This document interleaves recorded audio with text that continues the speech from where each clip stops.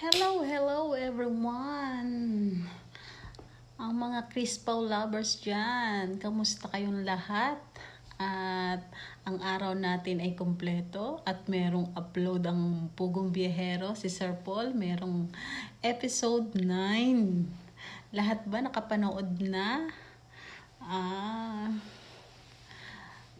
May kilig at saka may iyakan kung sino man dyan ang umiiyak. Pero nadala ko din dun sa kanilang sa kanilang conversation ni Krishna at saka ni Jason, kanyang kuya. Doon mo makikita yung niya, pag-aalala niya sa isang kapatid. Doon mo makikita yung inaalala niya kung ano ang kahihinatnan ni Krishna. May tama naman yun. Kaso nga lang, syempre, pag may nagmamahalan, wag pigilan. Diba? Alam nyo guys, pinapanood ko na, ngayon, nakapanood na, katatapos ko lang manood ulit ng episode 9 na yun, ng part 9. Pang 4, pang 5 yata akong nag-comment. Pero na-heart ni Sir Paul yung aking comment. Mga Chris Pau lovers, sabi ko, let's go na. Tara na, nanood na tayo. Tapos, naka-4 na panood na ako. Nung mula kaninang in-upload hanggang ngayon, in-upload, naka-4 na panood na ako. Kasi, busy ngayon kasi weekend ito.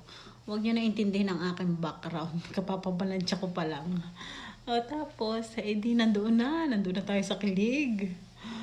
Tapos, sabi ko, ako tuwan-tuwa dun sa yung magkaupo sila dalawa sa dun sa may Bermuda, nakaupo sila sa may nakamagkagayang holding hands.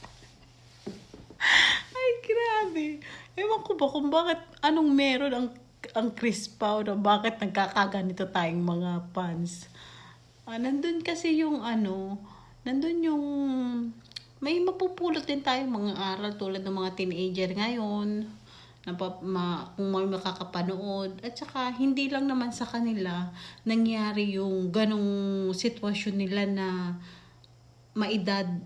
Halimbawa sa ating mag-asawa, maedad ang isa bata.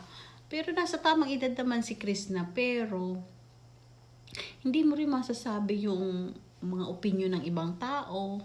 Tulad ng mga nagko-comment sa akin. May nag-comment kasi talaga doon. Ang pangit, pero inignore ko na lang yun kasi basta ako kinikilig sa Chris Pau. Basta, and then, yan.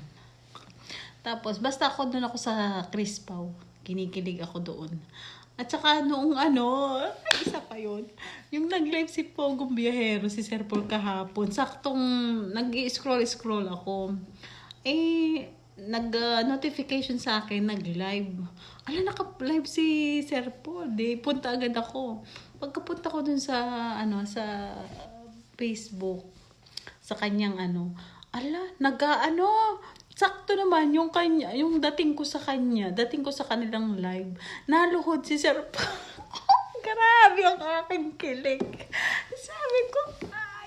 Sabi ko, totoo na ba to? Sabi ko, pag kanyan. Sa sarili ko lang, kasi wala akong kausap dito. Sabi ko, totoo ba to? Taas nung sinuutan na nagtaan ng mga tao, mga kanyang mga kaibigan. Sabi ko, grabe ang kilig ng Chris Pau na to. Ewan ko kung bakit ako nagkakaganito sa inyo. Sabi ko ganyan sa isip-isip ko. Tapos yung kanilang talon talaga si Krishna at saka si Sir Paul nung sabi ko ang kanilang pagkasabi ng tayo na ba? Sabi ni Krishna nung una sabi niya, tayo na. Tapos nung pangalawa na nagluhod ulit si Sir Paul, ang sabi niya, tayo na ba? Sabi niya, pwede. Ay, grabe. Sabi ko, totoo na ba to? Sabi ko, kahit alam kong teleserye lang, pero parang totoo na talaga. Sino nakaka sa inyo? Sa mga Chris Pau lovers dyan, mula start hanggang ngayon. Parang may something na para sa akin. Parang may something na sila. Pero sana totoo. Hindi lang magiging masaya ang isa, dalawa, tatlo. Lahat tayong mga Crispo lovers ay magiging masaya. Yan ang ating aabangan. Tapos, ang ganda ng suot nila nung kahapon, di ba? Mayroong ipinost si Sir Paul na picture nila. Tapos yung may bear na couple. Ay, grabe. Grabe, nakakakilig talaga. Alam mo, reliever sila. Yung mga taong may mga depression.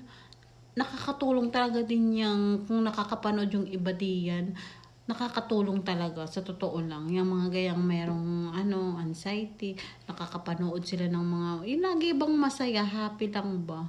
Kaya kayo, aabangan natin kay Tots TV PH yung kanilang interview. Thank you guys. Subscribe and follow, share.